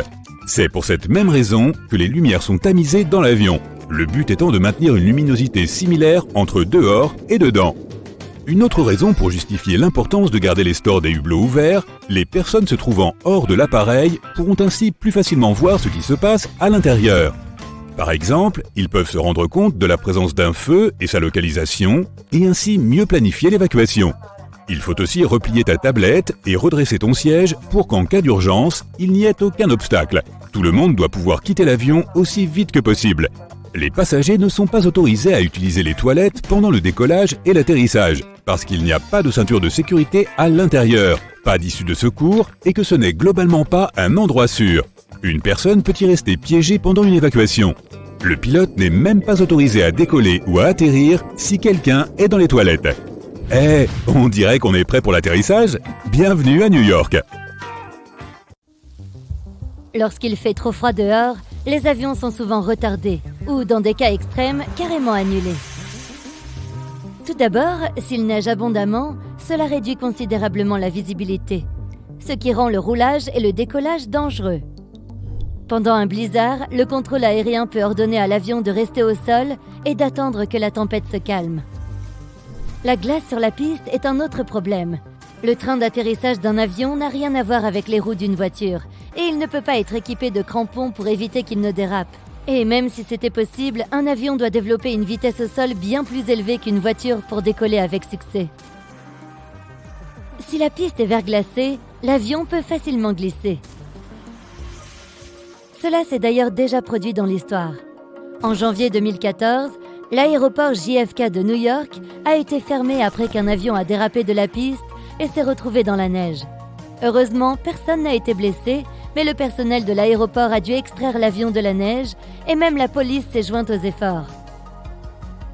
Même histoire pour l'atterrissage, qui est encore plus délicat dans des conditions de gel, car un avion se trouve dans un environnement beaucoup moins contrôlé et voyage à des vitesses encore plus grandes. De plus, alors qu'un avion sur le point de décoller et qui dérape finira probablement par s'immobiliser dans une zone ouverte, celui qui est sur le point d'atterrir pourrait finir par s'écraser sur les infrastructures de l'aéroport. Inutile de dire que c'est beaucoup plus dangereux pour tout le monde. Des conditions météo froides peuvent aussi provoquer la formation de givre et de plaques de glace sur l'avion lui-même. Les avions sont soigneusement conçus et toute altération de leur structure peut causer d'énormes problèmes. Comme le disent les pilotes expérimentés, même une fine croûte de glace sur les ailes d'un avion peut perturber leur conception délicate et détruire la portance. Les avions peuvent cependant être dégivrés. Le personnel de l'aéroport les asperge généralement d'une solution spéciale qui empêche la glace de s'accumuler sur la surface de l'engin. Mais revenons à la piste. Si elle est couverte de glace, tu ne peux pas faire grand-chose. À moins que le soleil ne brille, les chances d'enlever la glace de la chaussée en toute sécurité sont presque nulles. Il y a aussi le risque d'endommager la piste, de faire des nids de poules, ce qui peut entraîner des problèmes de sécurité pour le décollage et l'atterrissage. Imagine que tu passes sur un nid de poule en voiture à pleine vitesse. C'est plutôt désagréable. Et maintenant, multiplie ça par 1000, car un avion est beaucoup plus lourd qu'une voiture. Et n'oublie pas que le train d'atterrissage n'est pas aussi maniable qu'une roue. Le kérosène et le système de pompage peuvent aussi geler si la température est trop basse. Le carburant gèle à moins 40 degrés Celsius, mais cela ne peut se produire qu'au vol avant le décollage. À une altitude de croisière, les températures peuvent descendre jusqu'à moins 57 degrés Celsius. Mais comme le liquide est à l'intérieur de l'avion et qu'il se consume régulièrement, il y fait beaucoup plus chaud. Au sol, cependant, rien n'empêche le carburant de se transformer en glace. Si cela se produit, aucun décollage n'est possible, évidemment. Il en va de même pour le système de pompage. Même si le carburant est encore liquide, la pompe peut se couvrir de glace et cesser tout simplement de délivrer le carburant dans les réservoirs de l'avion. Dans le pire des cas, elle peut même tomber en panne, ce qui entraîne des réparations importantes et des retards prolongés. Enfin, les équipes au sol doivent faire un gros travail avant le décollage ou l'atterrissage, et ces personnes ne peuvent pas supporter le froid glacial trop longtemps. Ce problème est souvent résolu par le tag teaming. Un groupe de travailleurs part sur le terrain pour faire le travail, tandis que l'autre les attend dans un abri. Au bout d'une vingtaine de minutes, le premier groupe revient se réchauffer et le second reprend le travail là où le premier l'a laissé. Bien que cette méthode soit efficace, elle ralentit quand même beaucoup les opérations, ce qui peut aussi causer des retards. Mais malgré tous les problèmes que le temps glacial peut causer, il est en fait plus bénéfique pour un avion que la chaleur extrême. L'air froid est plus dense que l'air chaud, donc les avions gagnent plus de portance et restent plus sûrs dans les airs. Ils sont aussi plus faciles à contrôler en vol. Les molécules d'air sont plus lentes et plus proches les unes des autres, ce qui crée un flux d'air régulier autour des ailes et du cockpit. À haute altitude, l'air devient naturellement plus fin car les molécules d'air se dispersent et se font plus rares. C'est exactement la raison pour laquelle les avions ne peuvent pas atteindre les couches supérieures de l'atmosphère. Il n'y a tout simplement pas assez d'air pour créer une portance suffisante. La même chose se produit lorsqu'il fait trop chaud au sol. Les molécules d'air deviennent plus rapides et se dispersent, ce qui signifie que les ailes de l'avion n'ont pas autant d'air à pousser pour voler. Pour décoller dans une chaleur extrême, un avion doit se déplacer beaucoup plus rapidement pour générer suffisamment de résistance à l'air et de portance. Mais pour se déplacer plus rapidement, il a besoin que ses moteurs fonctionnent mieux et c'est également impossible lorsqu'il fait trop chaud. Lorsque l'air devient plus fin, la quantité d'oxygène diminue aussi. Et les moteurs à réaction utilisent l'oxygène de l'atmosphère pour la combustion. Lorsqu'ils manquent de cet élément crucial, ils ne peuvent pas convertir suffisamment d'énergie en poussée, ce qui signifie une accélération plus lente et un rendement énergétique globalement moins bon. Le problème est donc que l'avion doit avoir une plus grande distance de piste pour accumuler suffisamment de vitesse et de portance pour décoller. Mais il ne peut pas le faire parce que ses moteurs ne fonctionnent pas au mieux de leur capacité. Cela ne cause généralement pas de problème, mais seulement jusqu'à un certain point. Lorsque la température au niveau du sol atteint environ 49 degrés Celsius, certains vols peuvent être annulés, car il est tout simplement dangereux pour eux d'essayer de décoller. D'autres avions sont plus résistants à la chaleur et plus puissants, mais cela dépend aussi du degré de chaleur. Certains avions doivent même réduire leur poids en retirant une partie de leur carburant, de leur cargaison ou même de leurs passagers lorsqu'il fait trop chaud. Une charge plus légère signifie une meilleure accélération avant le décollage et permet d'éviter les annulations. Mais cela signifie aussi que les avions ne fonctionnent pas au maximum de leur capacité. L'altitude de croisière moyenne d'un avion est d'environ 35 000 pieds, soit presque 10 700 mètres. Techniquement, ils n'ont pas besoin de voler aussi haut, mais cette altitude donne la meilleure vitesse et la meilleure efficacité. L'air devient plus fin à haute altitude, ce qui signifie moins de résistance au vent, mais moins de portance. Pour la plupart des avions commerciaux, la zone entre 30 000 et 40 000 pieds est la fourchette idéale dans laquelle les deux facteurs s'équilibrent. Tu n'utilises probablement pas un ordinateur portable datant de 1999 et ton ordinateur ne vole pas à une vitesse proche de celle du son. Heureusement, les avions ont une durée de vie beaucoup plus longue que les ordinateurs. Il y a des avions de ligne du début des années 70 qui sont encore en parfait état. Ils ne sont peut-être pas à la pointe en termes de vitesse et d'efficacité énergétique, mais les vieux avions ne sont pas moins sûrs que leurs homologues modernes. Les contrails, ces traînées blanches que les avions laissent souvent derrière eux à haute altitude, sont facilement confondus avec les gaz d'échappement des moteurs, mais la plupart ne sont rien d'autre que de la vapeur d'eau. Pendant un vol, l'humidité de l'air s'accumule dans les moteurs avant d'être évacuée avec les gaz d'échappement. L'air chaud et humide qui sort des moteurs se mélange à l'air frais et sec que l'on trouve à haute altitude, ce qui donne lieu à de longues et fines lignes de vapeur. L'humidité détermine quand les traînées de condensation se forment et combien de temps elles restent visibles. Tu as déjà remarqué ces chiffres au bout de la piste d'atterrissage ? Ils servent en fait à montrer aux pilotes dans quelle direction l'avion est orienté. Par exemple, le chiffre 36 correspond à un cap de 360 degrés ou plein nord. En plus des chiffres, les lettres R et L indiquent si la piste la plus proche est à droite ou à gauche. Les lumières au bout des ailes d'un avion sont appelées feux de position ou feux de navigation, et elles sont utilisées pendant les périodes de visibilité réduite. Elles permettent de voir les avions dans l'obscurité et peuvent aussi indiquer aux pilotes la direction dans laquelle l'avion se déplace. Le feu rouge marque l'extrémité de l'aile gauche, tandis que le feu vert se trouve à droite. La troisième lumière est blanche et se trouve sur ou près de la queue. Il peut sembler étrange que le personnel navigant se soucie de savoir si les stores des hublots sont relevés ou baissés, mais la raison principale est que les yeux des passagers peuvent s'adapter à la lumière extérieure. La plupart du temps, il s'agit simplement de faire monter et descendre les gens rapidement, mais en cas d'urgence, la dernière chose qu'ils veulent, c'est que les gens s'arrêtent pour adapter leur vue avant d'évacuer l'avion. L'avion se met à trembler et s'élance rapidement sur la piste. Tu regardes par le hublot et ton cœur palpite. C'est le départ en vacances. Ça y est. Ce n'est qu'une fois au-dessus des nuages, à 10 000 mètres d'altitude, que tu te lèves pour t'étirer. Tu regardes dans l'allée et vois la porte du cockpit ouverte. Et là, horreur, il est complètement vide. Soit le pilote dort quelque part, soit il est parti faire une balade, soit il n'y a plus personne aux commandes de cet appareil. Tu demandes à l'hôtesse de te dire la vérité. Cet avion est entièrement automatisé et il n'y a rien que tu puisses faire. Les avions autoguidés ne relèvent plus de la science-fiction. Ils sont déjà là. De nombreuses entreprises affirment que voir des vols commerciaux sans pilote n'est plus qu'une question de temps. Il reste surtout à convaincre le grand public qu'ils sont sûrs. Certaines personnes ne réalisent pas qu'une fois le signal de bouclage de ceinture éteint, un avion de ligne vole déjà de façon autonome. Le pilote automatique peut monter, descendre et virer de bord tout seul. Nous avons tous déjà voyagé avec un système automatisé, mais sans savoir à quel point il l'était. Un avion de ligne peut déjà se poser tout seul, même si cette manœuvre est encore délicate. Actuellement, 2 pilotes sont encore nécessaires. Mais de nombreuses entreprises, comme Merlin Air, ont testé de petits bimoteurs automatisés dans le désert du Morave. Airbus a effectué son premier décollage entièrement automatisé en décembre 2019 même s'il y avait 2 pilotes présents juste au cas où. Certaines entreprises développent du matériel et des logiciels pour équiper les avions plus anciens. L'objectif est de reproduire tout ce que peut faire un pilote via un ensemble de systèmes informatiques. Mais la dernière barrière reste avant tout humaine. C'est le manque de confiance. Le terme désignant la peur de l'avion est l'aviophobie. Elle touche près de 40% des voyageurs. Ces personnes prennent quand même l'avion, mais sans le moindre plaisir. Entre 2,5 et 5% de la population est tellement anxieuse qu'elle ne prendra jamais l'avion. Pourtant, les statistiques révèlent que l'avion est l'un des moyens de transport les plus sûrs, car près de 95% des décès liés au transport se produisent sur les routes. Si tu devais parcourir 1000 km en avion chaque jour pendant 1 an, le risque de décès ne serait encore que de 1 sur 85 000. En d'autres termes, le risque d'accident fatal n'est que de 1 sur 11 millions.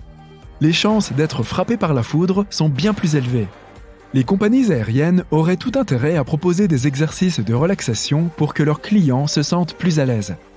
Il est surprenant qu'elles n'aient pas déjà mis en place divers programmes pour que les voyageurs soient plus détendus. Après tout, la majorité des catastrophes aériennes sont dues à des erreurs humaines. L'automatisation peut donc être une option plus sûre. Il y a bien aussi l'argument selon lequel il faut des humains pour créer des systèmes automatisés. En tout cas, les avions autonomes seront bientôt parmi nous. La population grandit, les villes s'étendent et les besoins de déplacement plus rapides et plus efficaces se font ressentir. Beaucoup de gens dépendront des taxis volants pour contourner les embouteillages. Ils existent déjà. Ils peuvent non seulement couvrir de courtes distances, mais aussi plusieurs milliers de kilomètres et couvrir la même distance qu'une voiture en un quart du temps.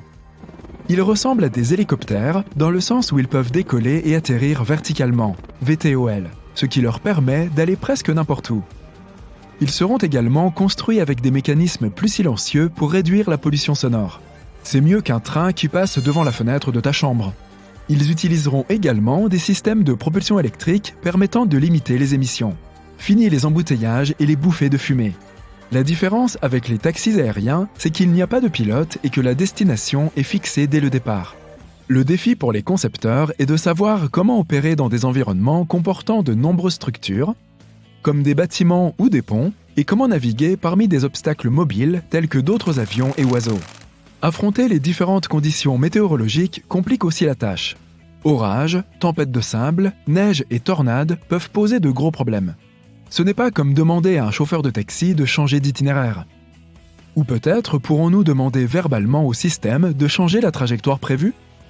La situation est la même pour les avions, notamment en ce qui concerne les conditions météo et les zones de turbulence. Il y a encore beaucoup à faire. Les taxis aériens ne peuvent accueillir qu'un nombre limité de personnes, bien qu'il soit prévu que les vols courts puissent transporter jusqu'à 14 passagers. La confiance en ces véhicules est telle que Skyports, une start-up de Melbourne en Australie, veut commencer à exploiter les vols en taxis aériens à échelle nationale d'ici 2025. D'autres grandes entreprises sont également en course, comme Boeing, Airbus et Toyota. Les plus gros avions étant déjà capables de voler sans pilote, on peut se demander pourquoi ils n'ont pas déjà fait de taxi. Les gens finiront sûrement par s'y habituer. Mais il reste quelques obstacles, surtout au niveau des réglementations. Les lois traînent encore un peu, mais le marché des taxis aériens pourrait représenter une industrie de plusieurs billions de dollars d'ici 20 ans. Tous les experts ne sont pas encore d'accord sur la fiabilité de cette technologie. Certains pilotes affirment que les systèmes automatiques peuvent mal fonctionner et que quelqu'un doit être là pour prendre le relais. Ils parlent aussi des événements météo qui ne peuvent pas être prédits et qui nécessitent une intervention humaine rapide. On peut aussi penser que les pilotes tiennent de tels propos parce qu'ils ne veulent pas perdre leur emploi. Mais ça se comprend, non ? Ils n'ont d'ailleurs pas tort. Le Boeing 737 MAX, par exemple, est resté cloué au sol en 2019 après 2 crashs bien connus, l'un en Indonésie et l'autre en Éthiopie. La raison était due à des failles dans le programme de stabilisation de vol. De telles catastrophes ne font que renforcer les craintes. Alors que certains pilotes affirment à juste titre qu'ils ont dû intervenir quand le pilotage automatique ne fonctionnait pas correctement, d'autres crashs ont eu lieu car les pilotes ne faisaient pas confiance au système et ignoraient les avertissements. Il y a aussi un autre facteur à prendre en compte. Des études ont démontré que sans pilote, les compagnies aériennes économiseraient près de 35 milliards de dollars par an. Ça motive. Quoi qu'il en soit, le secteur évolue et les développements se multiplient chaque année, avec des capteurs ultra sophistiqués, des caméras améliorées et des systèmes d'auto-évaluation. Mais malgré cela, des questions fondamentales restent encore sans réponse. Que ferait le pilote automatique en cas d'urgence ? Pourrait-il chercher tout seul un endroit où se poser en toute sécurité ? Pourrait-il lancer un appel de détresse ? Et comment communiquerait-il avec le contrôle du trafic aérien ? C'est ce genre d'incertitude qui rend les gens craintifs. Il suffit de regarder les drones pour voir ce qui est déjà possible. Qu'ils soient commandés à partir d'un smartphone ou depuis un navire, ils sont de plus en plus répandus et accomplissent diverses tâches. Ils filment les baleines, livrent des colis ou collectent des renseignements à distance. Ils cartographient des terrains inaccessibles et utilisent des capteurs thermiques pour les opérations de recherche et de sauvetage. Ils peuvent même apporter du matériel en cas de catastrophe. Ils sauvent littéralement des vies. Leur utilisation a triplé de 2019 à 2021 et elle en fera autant d'ici fin 2022. C'est une énorme tendance. Si les drones étaient humains, ce seraient des superstars. Et pourtant, il n'y a rien de vraiment nouveau. Il y a plus d'un siècle, les Britanniques ont développé des véhicules aériens sans pilote, les UAV. Ils ont réussi à faire voler un monoplan radiocommandé le 21 mars 1917. D'autres prototypes ont ensuite été développés et dans les années 40, des milliers de drones sans pilote, alors appelés radioplanes QQ2, ont été construits. De nombreuses variantes ont depuis vu le jour. Les amateurs de modélisme utilisent des avions miniatures radiocommandés depuis des décennies. Les drones continuent de gagner en popularité en raison de leur facilité de contrôle et de leur performance. Et les avancées technologiques se poursuivent à une vitesse fulgurante. Pourtant, les limites de leur potentiel n'ont pas encore été atteintes. Si les drones peuvent faire des choses aussi extraordinaires, imagine ce que des avions sans pilote pourraient accomplir. Il n'y a aucune limite. Alors que beaucoup ont encore peur de voler, la plupart des gens le font déjà depuis plus d'un siècle. La technologie est là. Ce qui compte, c'est de savoir quand le public sera prêt et de faire le grand saut. L'Himalaya compte certains des plus hauts sommets du monde, dont le mont Everest. Il n'est donc pas surprenant que les avions aient des problèmes pour naviguer dans cette région. Mais pourquoi les avions commerciaux y sont-ils carrément interdits de vol ? Pour commencer, ces montagnes ont une hauteur moyenne de plus de 6100 mètres. Le mont Everest, la plus haute montagne du monde, s'élève à 8850 mètres au-dessus du niveau de la mer. La zone est accidentée, remplie de neige et ne comporte presque aucune surface plane. En cas de dépressurisation soudaine de la cabine, il serait vraiment difficile d'effectuer un atterrissage d'urgence, car il n'y a littéralement aucune zone plate. De plus, l'environnement pauvre en oxygène à une telle altitude signifie qu'il y aura très probablement beaucoup de turbulences. Non seulement c'est très désagréable pour les passagers, mais les mouvements d'air aléatoires et la vitesse élevée du vent font qu'il devient très difficile de manœuvrer l'avion. Cette zone est aussi assez peu peuplée. Il n'y a donc pas grand-chose ici en termes de système radar. Or, les radars sont essentiels à la sécurité aérienne. Sans radar, les pilotes seraient incapables de communiquer avec le sol pour connaître les conditions de vol. Il peut également faire si froid là-haut que le carburant des avions peut totalement geler. Certes, les carburants utilisés dans les avions gèlent généralement à environ moins 45 degrés Celsius. Mais cela pourrait se produire au-dessus de l'Everest. La température la plus basse y a été enregistrée en décembre 2004, lorsque les thermomètres ont affiché une température stupéfiante de moins 42 degrés Celsius. Il n'est donc pas étonnant que les pilotes ne veuillent jamais prendre ce risque, surtout sur un vol commercial. Parmi les quelques aérodromes situés dans l'Himalaya, il y en a un qui est considéré comme celui où il est le plus difficile à atterrir du monde.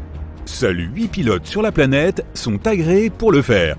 Il s'agit de l'aéroport international de Paro, situé au Bhoutan, un pays enclavé dans l'Himalaya oriental. Tout d'abord, l'atterrissage est très dangereux car il faut littéralement traverser certains des plus hauts sommets du monde. Sans compter que ces 8 super pilotes doivent également tenir compte des vents violents. Malgré ces difficultés, ils parviennent à faire atterrir en toute sécurité plus de 30 000 personnes chaque année. Par ailleurs, il n'y a pas de radar pour guider les pilotes. Ils doivent donc manœuvrer l'avion entièrement en mode manuel. Les pilotes doivent décider de leur mouvement en fonction du point de repère visuel spécifique à l'approche de la piste. De plus, les vols n'y sont autorisés que de jour et par bonne visibilité. Ces grands professionnels de l'aviation doivent par ailleurs faire attention aux poteaux électriques et aux toits des bâtiments qui surplombent les collines. Cela signifie qu'ils doivent souvent faire se faufiler leurs avions entre les pics montagneux à des angles de 45 degrés avant de se poser rapidement sur la piste. Pas étonnant que seules 2 compagnies aériennes desservent l'aéroport international de Paro.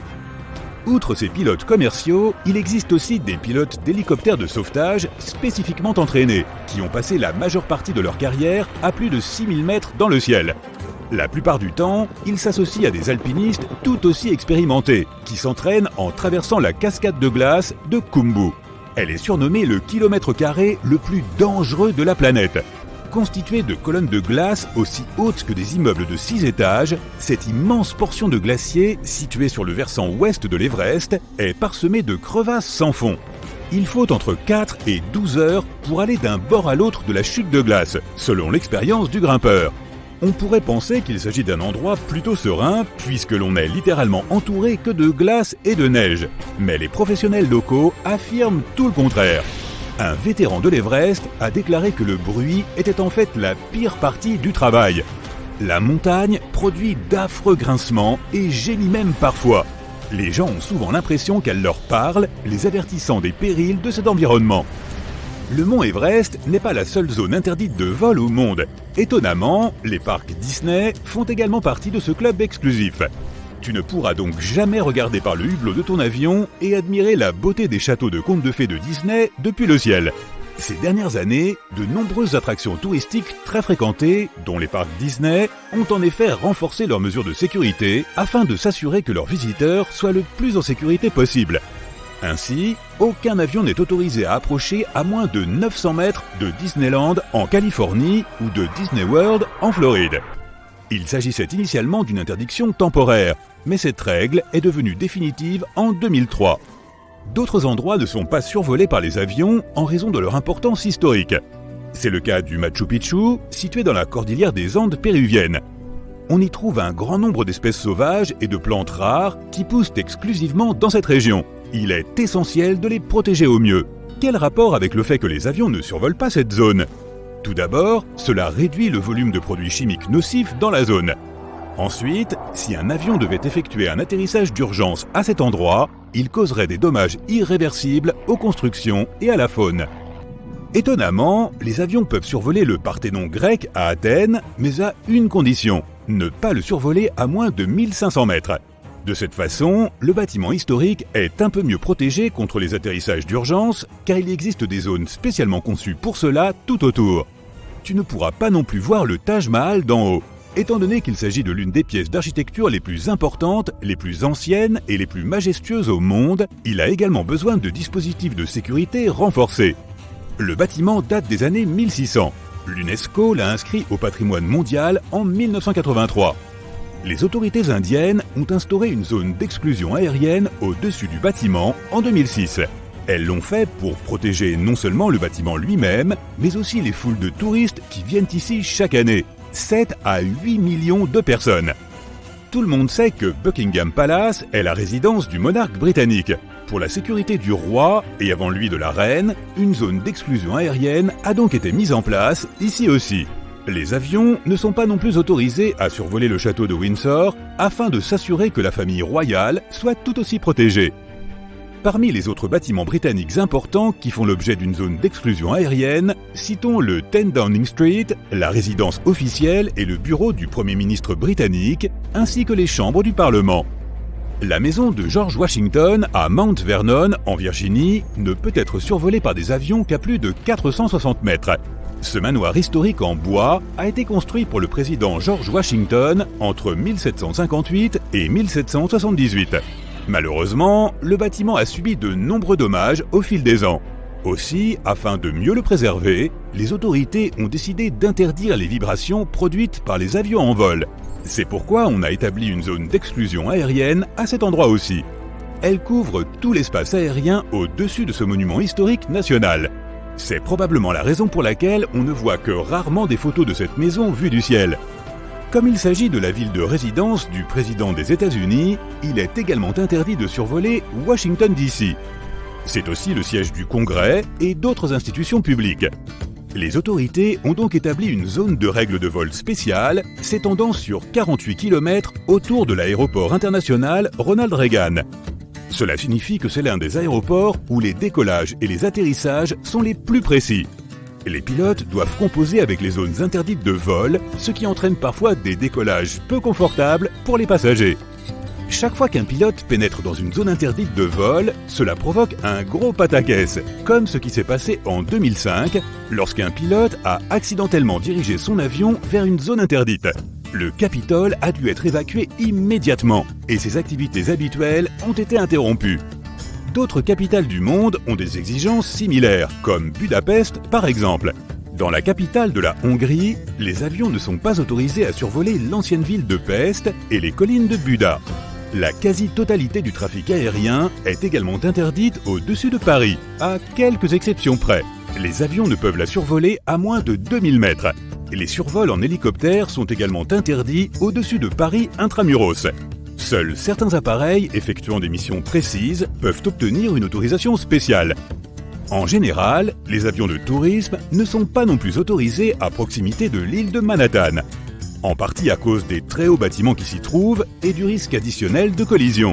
Mais surtout parce que les trois grands aéroports de New York, John Fitzgerald Kennedy, Newark Liberty et LaGuardia, sont très proches les uns des autres. Le trafic aérien dans cette zone doit donc être parfaitement étudié pour éviter que les avions ne se croisent.